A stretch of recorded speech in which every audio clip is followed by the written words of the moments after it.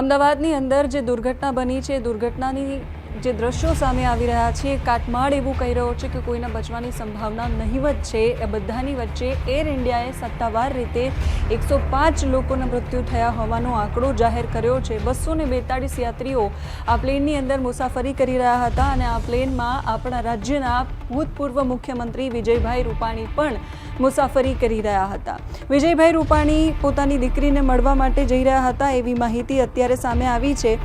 એ business ક્લાસમાં travelling કરી રહ્યા હતા। એર ઇન્ડિયાની આ ફ્લાઇટ જે લંડન જઈ રહી હતી અને એમાં વિજયભાઈ છે એ સવાર હતા અને પૂર્વ સીએમનો સીટ નંબર 2D હતો એવી માહિતી પણ સામે આવી છે। એમની ટિકિટ પણ સામે આવી છે। એ આ એર ઇન્ડિયાની જે અમદાવાદથી લંડન જતી ફ્લાઇટ હતી એમાં એ પોતે મુસાફરી કરી રહ્યા હતા એ માહિતી મળી છે। એમના જે નજીકના સાથી છે નીતિનભાઈ ભારદ્વાજ એમણે આ વાતની પુષ્ટિ કરી છે કે વિજયભાઈ રૂપાણી આ ફ્લાઇટની અંદર મુસાફરી કરી રહ્યા હતા। એમની સાથે કુલ 242 જેટલા યાત્રીઓ હતા જેમાંથી 169 આપણા ભારતીયો હતા। 169 ભારતીયો આની આ ફ્લાઇટની અંદર સવારી કરી રહ્યા હતા, મુસાફરી કરી રહ્યા હતા। એની સાથે બાકી બ્રિટિશ, પોર્ટુગીઝ અને કેનેડિયન એક નાગરિક પણ હતો કે જે આના અંદર મુસાફરી કરી રહ્યો હતો। એટલે ત્યાંની સરકારો છે એ પણ અત્યારે અમદાવાદ એટીસી અને અહીંની જે સરકાર છે એની સાથે કનેક્ટેડ છે।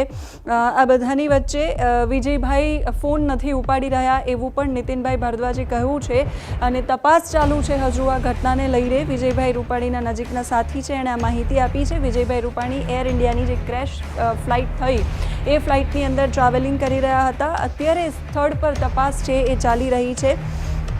એ બિઝનેસ ક્લાસમાં ટ્રાવેલિંગ કરી રહ્યા હતા અને પહેલી હરોળમાં 2D એટલે પહેલી જ સીટમાં એમનો નંબર હતો કે જ્યાં એ બેઠા હતા।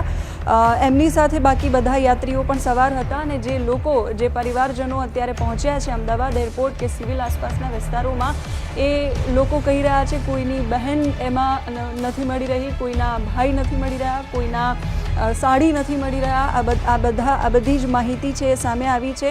મુખ્યમંત્રી ભૂપેન્દ્ર પટેલ છે એ રવાના થઈ ગયા છે। પ્રધાનમંત્રી નરેન્દ્ર મોદીએ પણ દુઃખ વ્યક્ત કર્યું છે આ ઘટનાને લઈને। પોતે સોશિયલ મીડિયા પ્લેટફોર્મ એક્સ પર એમણે પોસ્ટ મૂકી છે અને એમાં લખ્યું છે કે આ બહુ જ દુઃખદ ઘટના છે અને મારી સંવેદનાઓ એ પરિવારજનોની સાથે છે।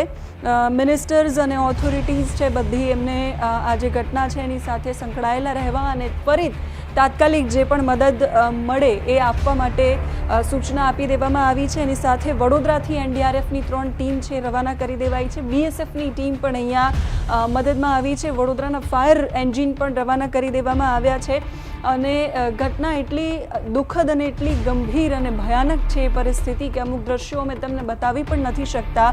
એ દુર્ઘટના સ્થળ પર મૃતદેહ છે એ જગ્યા જે જગ્યાએ પ્લેન ક્રેશ થયું છે ત્યાંથી સળગેલી હાલતમાં મૃતદેહો છે એ સિવિલ હોસ્પિટલ લવાઈ રહ્યા છે અને મુખ્યમંત્રી ભૂપેન્દ્ર પટેલ છે એ વડોદરા હતા અને વડોદરા એરપોર્ટથી એ ગાંધીનગર હેલિકોપ્ટર દ્વારા આવવા રવાના થયા છે। પૂર્વ મુખ્યમંત્રી વિજયભાઈ રૂપાણી જે રીતે મેં કહ્યું એમ આ ફ્લાઇટની અંદર સવાર હતા અને એમની જે સોસાયટી છે એ વિસ્તારોની અંદર અત્યારે પૂજા અર્ચના ચાલી રહી છે। લોકો પ્રાર્થના કરી રહ્યા છે કે આમાં જે યાત્રીઓ સવાર હતા એમાંથી એ લોકોનો બચાવ થાય એના માટે। ઇન્ટર્ન ડૉક્ટર છે એ પોતાની હોસ્ટેલ હતી એ હોસ્ટેલની અંદર જમી રહ્યા હતા અને એ જગ્યા પર આ ઘટના બની છે। રાજ્ય સરકારે અમદાવાદ પ્લેન ક્રેશ દુર્ઘટના સંદર્ભમાં સ્ટેટ ઇમરજન્સી ઓપરેશન સેન્ટરમાં કંટ્રોલ રૂમ તૈયાર કરી દીધો છે અને કંટ્રોલ રૂમના નંબર 07923251900 આ જાહેર કર્યા છે। એની સાથે મોબાઈલ નંબર 9978405304 પણ જાહેર કરવામાં આવ્યો છે। જે ફ્લાઇટ ક્રેશ થઈ છે એની જે માહિતી સામે આવી છે એમાં એવી માહિતી સામે આવી છે કે વિમાનમાં 2 પાયલટ સહિત 10 ક્રૂ મેમ્બર્સ હતા। પાયલટ સુમિત સુબરવાલે છેલ્લી ઘડીએ મેડે કોલ જાહેર કર્યો છે। આ એક આંતરરાષ્ટ્રીય કટોકટી કોલ છે જે પાયલટ ગંભીર મુશ્કેલીમાં હોય ત્યારે જાહેર કરે છે અને તાત્કાલિક સહાયની જરૂર પડે એવી પરિસ્થિતિની અંદર એને આ મેડે કોલ જાહેર કરવામાં આવે છે।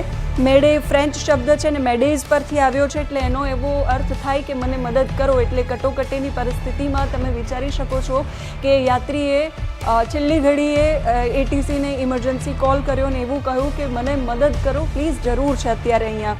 અને એ મેઘાણી નગર આસપાસના વિસ્તારની અંદર આ પ્લેન ક્રેશ થયું છે। સિવિલની અંદરથી પણ બહુ જ કરુણ દ્રશ્યો સામે આવી રહ્યા છે. એ વિસ્તાર જ્યાં પ્લેન ક્રેશ થયું છે ત્યાં પણ ઇન્ટર્ન ડૉક્ટર્સ હતા, એમાંથી પણ ઘણા લોકોનું મૃત્યુ થયું છે. એવા પણ સમાચાર સામે આવી રહ્યા છે. કરુણ દ્રશ્યો અને કરુણ સંવેદનાઓ એ ઘટના સ્થળ છે ત્યાંથી આવી રહી છે. તમામ અપડેટ્સ તમારા સુધી પહોંચાડતા રહીશું. અત્યારે આ વિડીયોમાં બસ